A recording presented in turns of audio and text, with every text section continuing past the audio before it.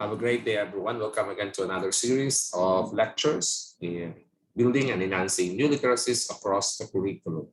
This time, we'll be talking about multicultural and global literacy. But before we proceed to that, I would like to thank you for supporting my channel, for your continuing support.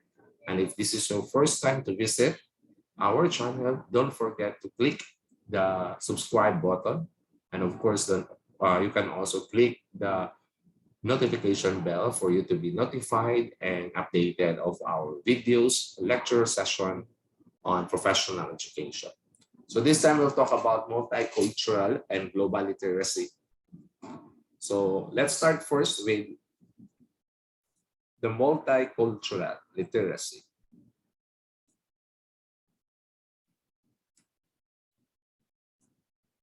Okay, so we have here concept of exploration. Shows here that we are required, as a future educator, to look into different forms of information.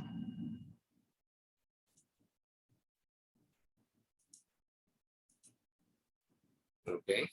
So multicultural literacy, but before that, there will be 3 questions to be asked during the entire duration of the lecture. You are also asked to write your answer in the comments for my dear students who are enrolled to this subject. So multicultural literacy. But before we proceed to the definition, the question number 1 for this presentation would be, what do you think are what are your concept or thoughts when you hear the word multicultural? Multicultural, concept of multicultural. So write your answer in the comment section. What are your concept or thoughts on the word multicultural? Okay, so the definition of multicultural literacy, it consists of the skills and ability to identify the creators of knowledge and interests, to reveal the assumption of knowledge, to view from diverse ethnic and cultural perspective, and use knowledge to guide action that will create a humane and just world. So that is part of our task as an educator, to educate our learner, and to create a humane and a just society, or in general, just world. So we have different type of learners because of its diversity. They also came from different culture, different practices, different belief. So as a future educator or as an educator right now in the 21st century, we need to be sensitive of the different practices. We need to be aware of the different cultural practices of our learners.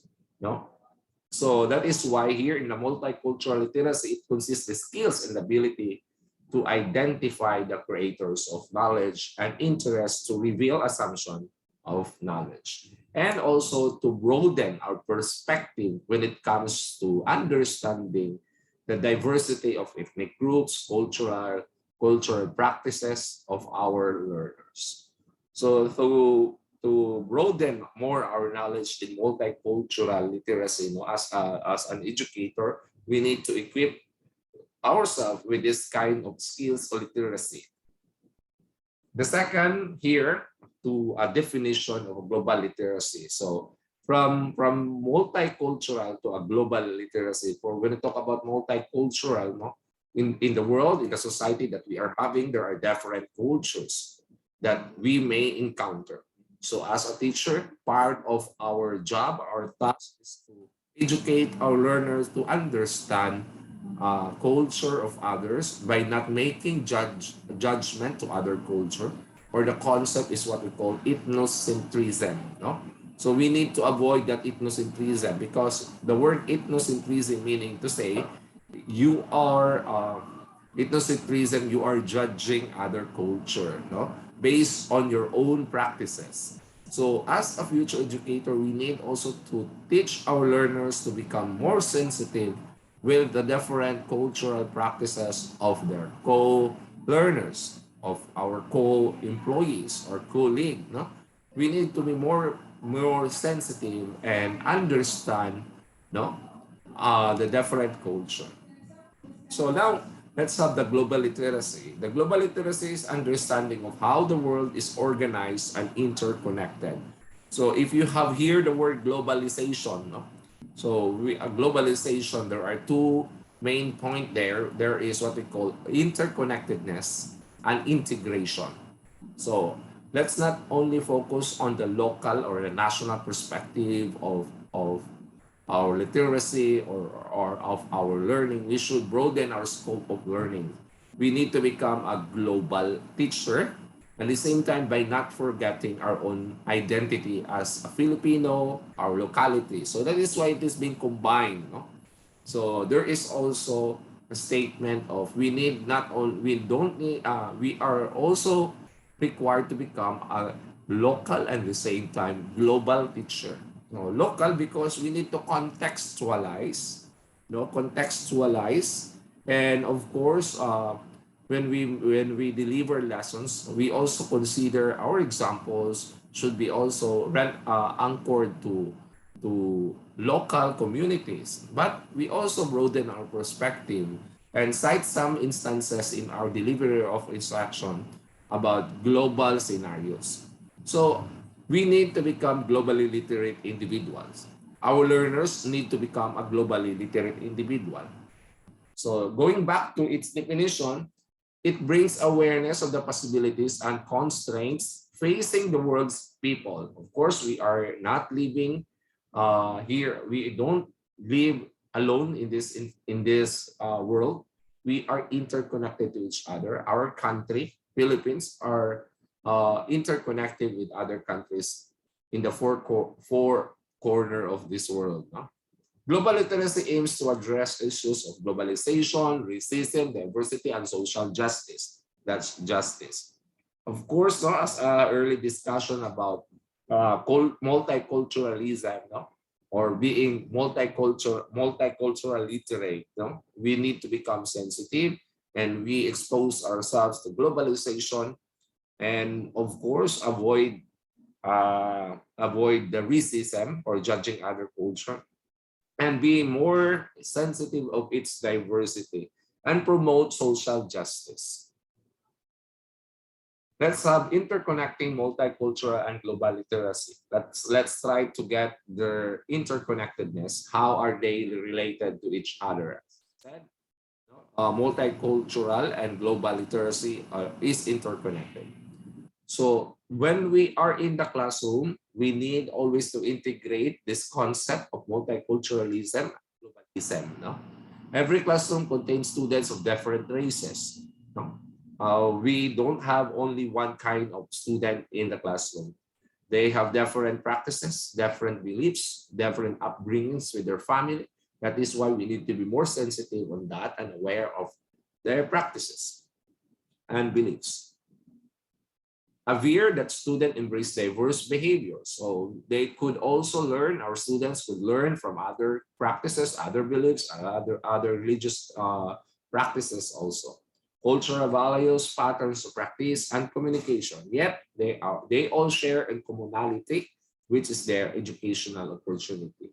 In the class, there are various types of learners.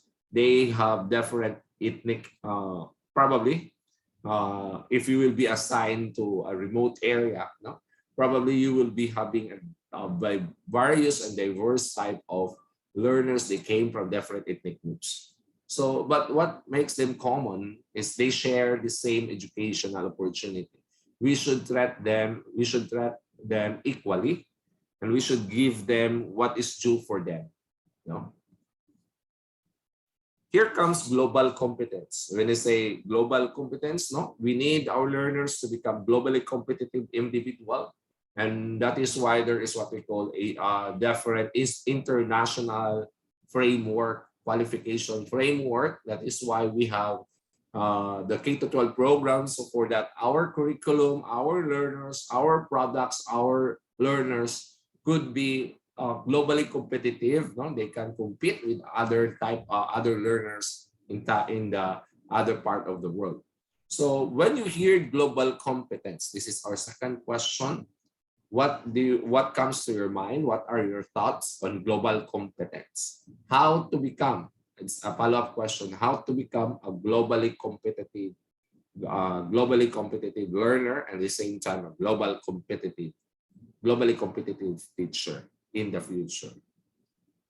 So here are definition coming from PESA.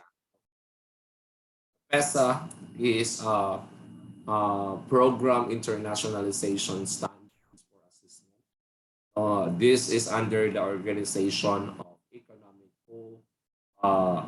Cooperation Development, or COED.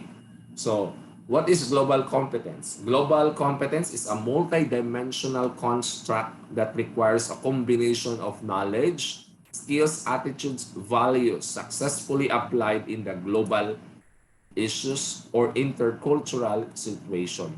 So here in the definition, it has a multi-dimensional construct, from a combination of our knowledge that we acquire, our skills, attitudes, and values to become more competitive in the global scenario.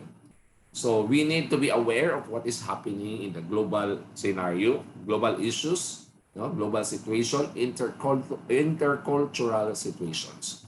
So global issues refer to those that affect all people. So we need to let our learners be aware of what is happening in the entire world right now. There's an integration. We can integrate, especially in Araling Panlipunan, if you will be teaching Araling Panlipunan now about global issues, not only Araling Panlipunan, it could be applied or integrated from other disciplines, subject area. So let us open the mind of our students about the global issues. It refers to those that affect all the people and have deep implication for current and future generation. Intercultural situations refer to the face-to-face, virtual, or meditated encounters with people who are perceived to be more different cultural backgrounds. So we definitely experienced racism, prejudice, judging other culture. That is why we need to develop a type of learner who is aware of global issues and aware of multiculturalism. Okay? Developing global competence is a lifelong process, but it is one that education can shape. The PISA 2018 result, the PISA 2018 assesses where 15-year-old students are situated in the process and whether schools effectively address the development of global competence. So there are participants now. I think there are 79 countries who participated to this kind of assessment. They assess 15-year-old student in the entire world with 79 participants. And sad to note, our country is part of this. And sad to note, as they assess the language or the English reading comprehension, science, and math, we are in the bottom, second to the last, or there are some instances that we are in the bottom part.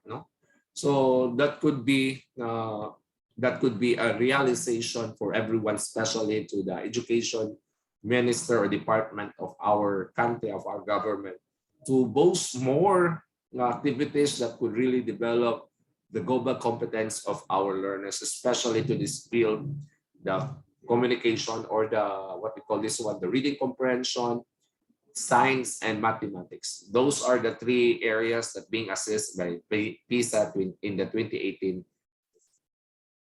So why is it important for the students to develop global competence? So why there is a need for us to develop our learners, your future learners, to become globally competitive individuals? Because number one, when our learners are having a global competence, we can help them to develop cultural awareness. That is why we should not be judging other culture, which that culture is not the same with us. We can easily judge with other culture. That's it. Ethnocentrism. We should avoid that one, and be respectful, and respectful interaction in increasingly diverse societies. So if we don't have the same belief, if we don't have the same practices, we need to inculcate to the mind of our learners that differences are normal, in this society, in this world.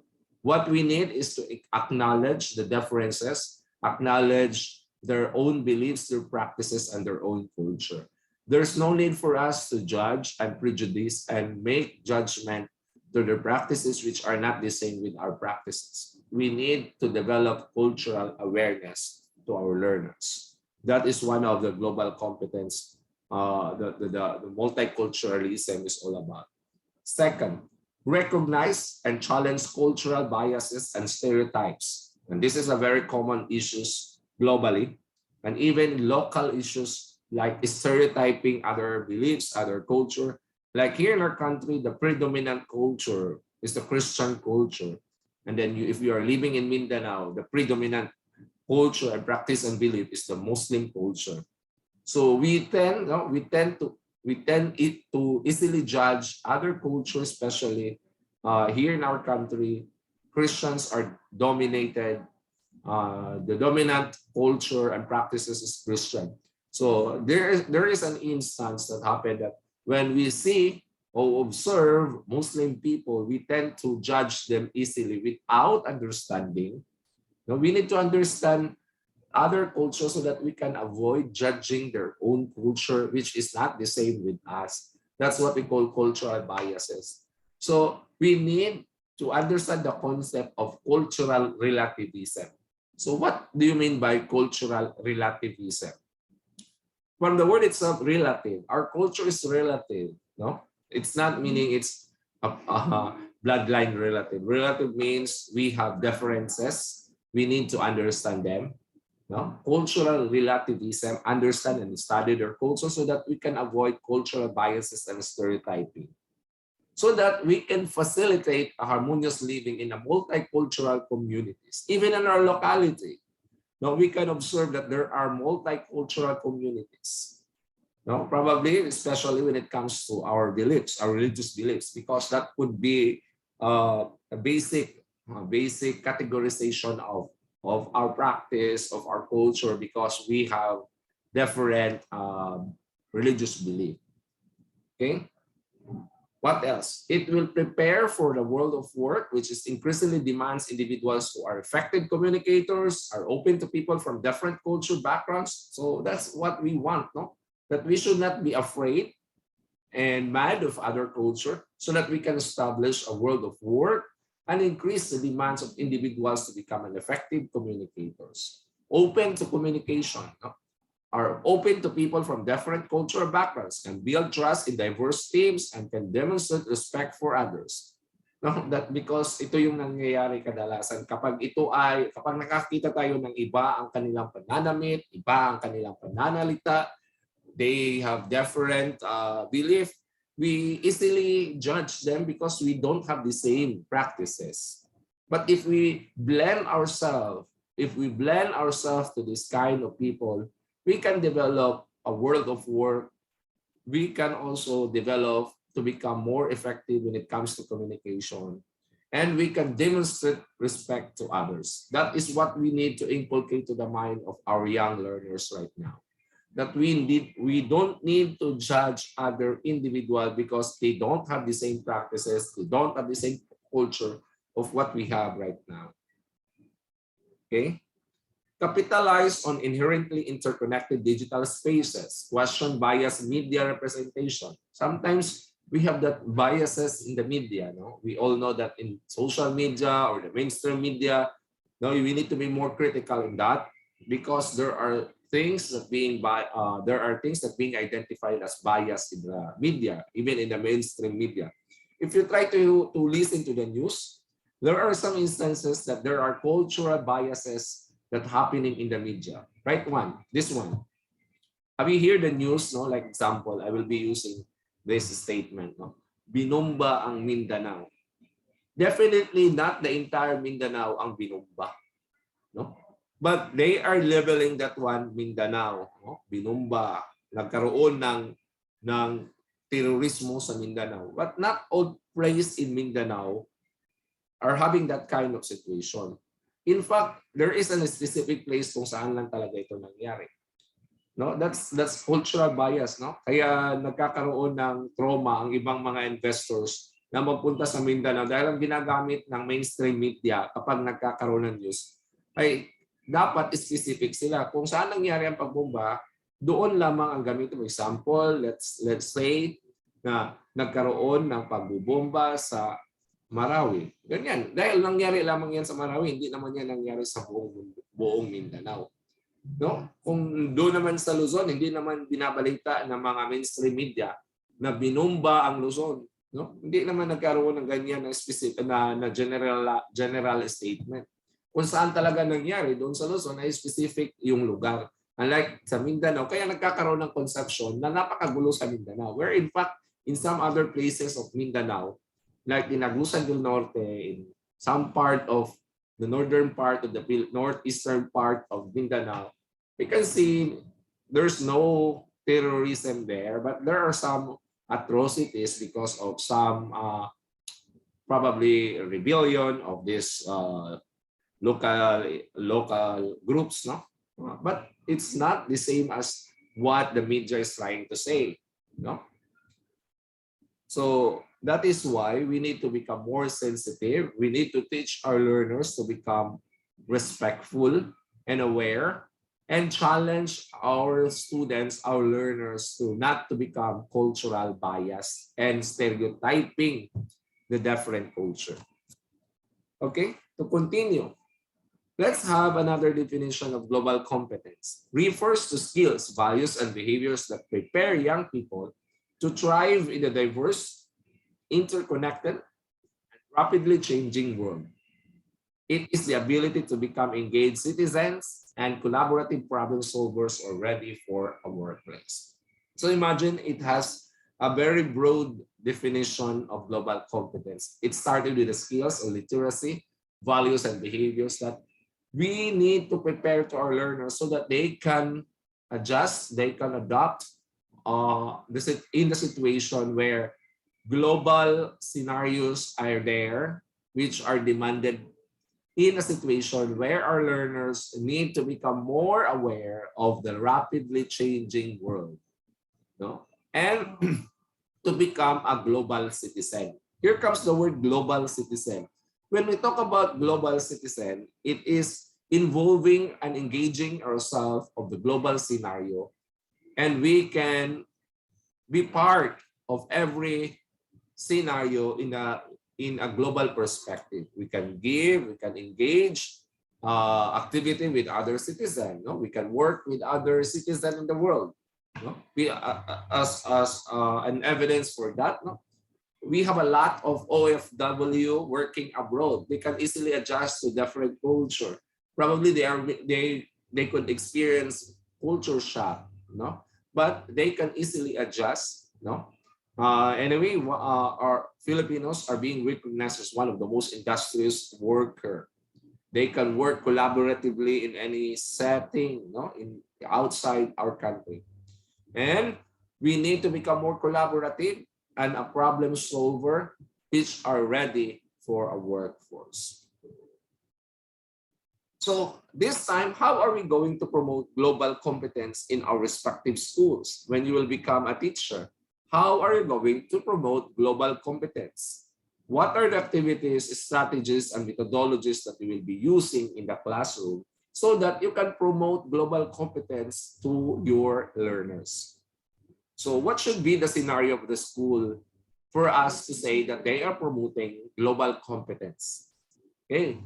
Our institutions plays a very crucial role in helping our young people to develop global competence. They can provide opportunities to critically examine global developments that are significant to both and world and their own lives. School can encourage intercultural sensitivity and respect. So this is a very challenging demand, no? In our school, that we need to encourage our learners to become interculturally sensitive and respectful by allowing our learners to engage in experiencing that foster an appreciation for diverse people. So let's make our classroom multicultural sensitive activities. We need to promote and foster and activities that will develop the sensitivity of our learners when it comes to diversity and to multiculturalism. Why there is a need for global competence? Okay. Because number one, if we have global competence, no, we could live a harmonious, no, to live harmoniously in a multicultural communities. Education for global competence can promote cultural awareness. So kung titingnan natin, tumatakbo ang usapan sa global competence sa paksa na cultural awareness, no? Pagiging aware, pagiging sensitibo sa mga cultural differences. Okay? Thus, education can teach students the need to address cultural biases and stereotyping.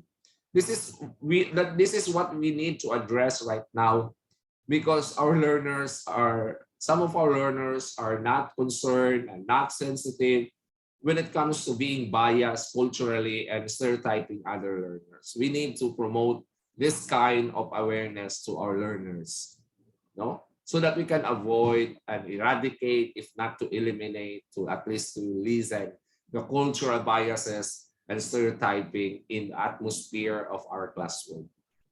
So what is the role of the teacher to promote global competence? Of course, you need to make more activities that could develop their cultural awareness of our. Second, to thrive in the changing labor market, education for global competence can boost employability. Of course, if we can deploy our learners, our product, our graduate to an international setting, we can say that our educational system is improving because our product and our students, our graduates can compete globally. No, that is why we changed the curriculum, the K-12 curriculum. We added 2 more years for us to be qualified in some qualification framework. We have our Philippine qualification framework, the PQF. We have also the Asian qualification framework. If we can pass and if we can qualify to that kind of framework, our graduate can also be employed to other ASEAN countries.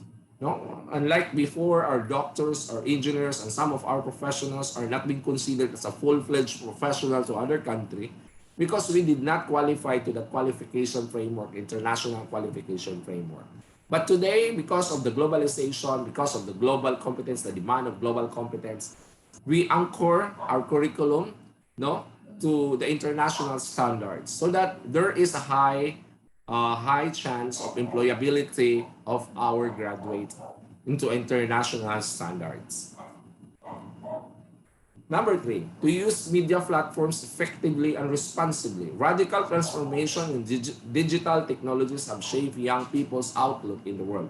So, as again, when we talk about new literacies, the common denominator is always the technology, the information, communication, and technology. So that is why we need always to promote digital, media, other form of literacies, because that is the demand of the global market.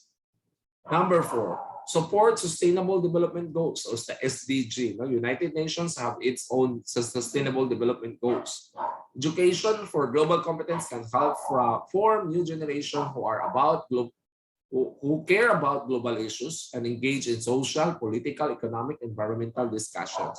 This is what we want to develop to our learners, not only the basic literacy, but to be aware of what is happening in the entire world, to engage ourselves to different social, political, economic, and environmental concepts and discussion. That is why I'm so glad to see our learners are very active in social media, talking about social, especially political, because here in our country, we are about to have our electorate this coming May. We have observed a lot of comments. There are a lot of commentaries. There are a lot of exchange of ideas when it comes to the preferred candidates. But it must be more than that. We should have a kind of idea that our learners able to express, communicate, and engage into a global perspective. Okay.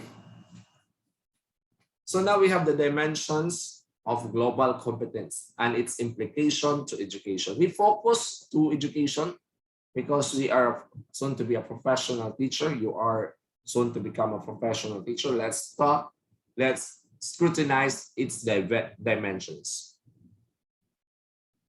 Global education for global competence. Education for global competence is founded the ideas of different models of global education, such as intercultural education. Have you observed that there are international students, who have tried to enroll here in our country? We also have the exchange students program.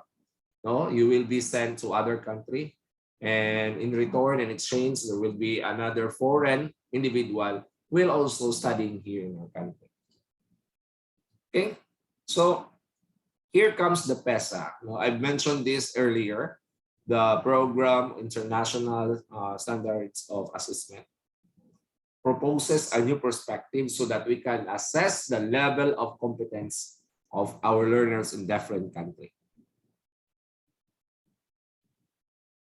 Okay, let's start with the 4 dimensions of global competence. Dimension number 1, examine issues of local global cultural significance. It refers to globally competent people practices of effectively utilizing knowledge about the world, and critical reasoning informing their own opinion about global issues. So that's what we also want to develop to our learners, to become critical thinker when it comes to global issues.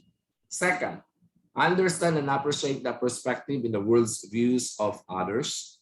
That is why today we have a lot of global issues. The issue between conflict of Ukraine and Russia and other territorial dispute, like our country we are involved in territorial dispute. We should stand firm to what is ours.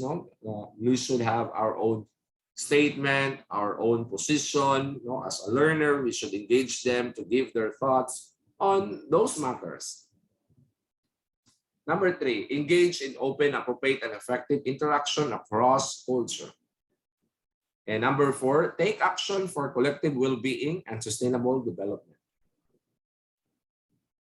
Okay, the assessment strategy for global competence. So it is very hard and difficult, by the way, to determine the global competence of a certain country, of a certain individual, a certain learners, the educational system of our country, of other countries. It has been so difficult for the international organization to identify its global competence. So there are measures that being used by the international organization to assess the global competence of every learners or the learners of every country. Here comes the PESA, the Assessment Strategy for Global Competence. The PESA, or the Program for International Student Assessment, they are going to, this organization is under the OECD, or the Organization of Economic Cooperation Development. PESA is conducting an assessment to assess the global competence, contributes development while considering challenges and limitations. There are 2 components of the tests of the assessment. Cognitive tests exclusively focus on the concept of global understanding. A set of questionnaire items collecting self-reported information of students' awareness. Now, this is a result of PISA when it comes to the Philippine performance in 2018. PISA 2018 result puts in even sharper focus our need to address quality in basic education. That was a statement of our Education Secretary, Leonor Briones, on that activity. Among the 79, this is the result. This is a very sad result. I hope we are already 4 years from now on that 2018. And there are a lot of challenges, especially the pandemic. I don't know how the government addresses this result of the PESA. Now, because not all of the countries join this kind of assessment because they might be afraid of being labeled as on the bottom. But in the other hand, I really appreciate the effort of the Department of Education as to participating to this kind of assessment so that we will know, excuse me, so that we will know the performance of our learners when it comes to reading or the comprehension, science and mathematics. These are the three areas. Let us try to dissect the result later. Among the 79 participating countries and economies, because the result of this, on the OECD, it's an economic, cooperation. The result of this, our education is related to the economic progress, economic development of a certain country. That is why the greatest investment of a certain country is education. We need to invest to education so that there could be an economic progress of a certain country.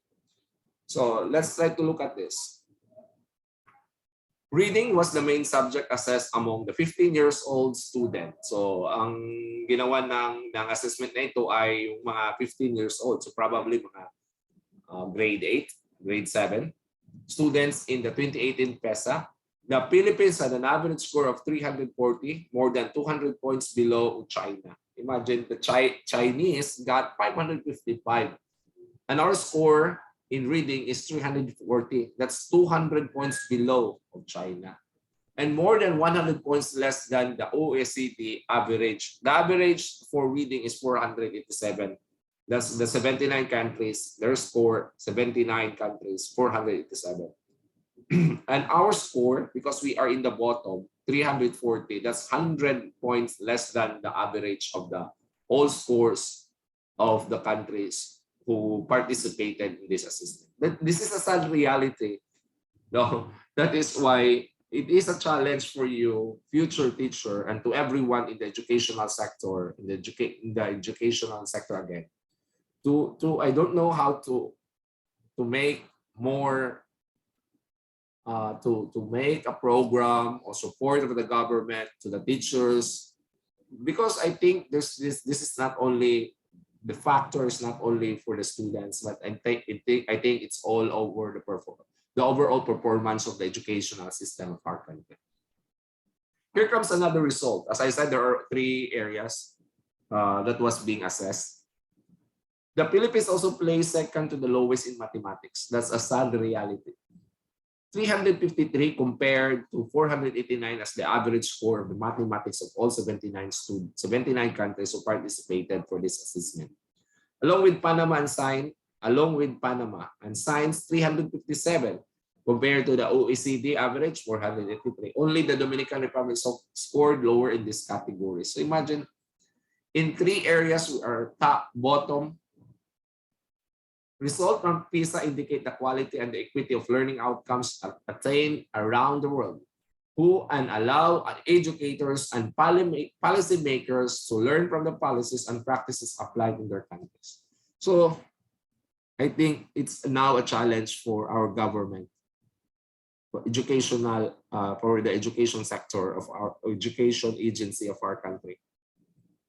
Our policymakers should focus on education, the development and enhancing our students into a global competitive individual, the global competence. We are very poor when it comes to that. Here comes the score. Look at this. In the picture, we have here the Philippines. We are in the bottom. Imagine all of the areas we are the bottom. Not only for this area. Still second. If you try to compare to other Southeast Asian nations, so we are bottom always, because in this score 79, we are on the bottom. Ibig sabihin, mas mataas pa itong mga bansa na Colombia, Brunei, Qatar, Albania, Thailand, and the rest of the countries here participated compared to the Philippines. That's a sad reality to note. So that is why we need to think of our curriculum, how to improve our curriculum and instruction by making an integration of this different new literacies in the classroom. Okay, I think I don't need to go deeper on this discussion. Let's have global understanding. Global understanding is the ability to use the knowledge, use knowledge to find meaning and connection between different pieces of information and perspective. So to understand the global scenario.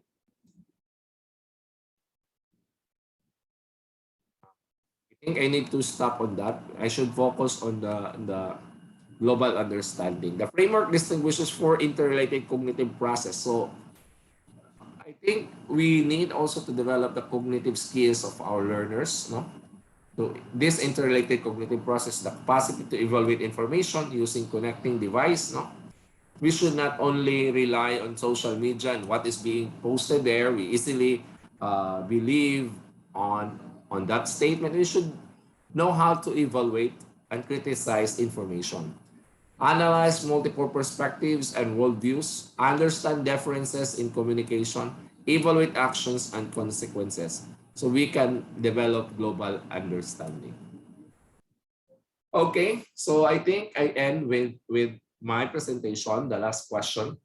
The last question are your learnings, your takeaways from all of the discussions that we have for this session. So the third questions are your learnings, your understanding of the topic multicultural and global literacy. For that, now I would like to thank you for staying with me, and I hope that you have learned something from today's discussion. Thank you so much. Keep safe and God bless everyone.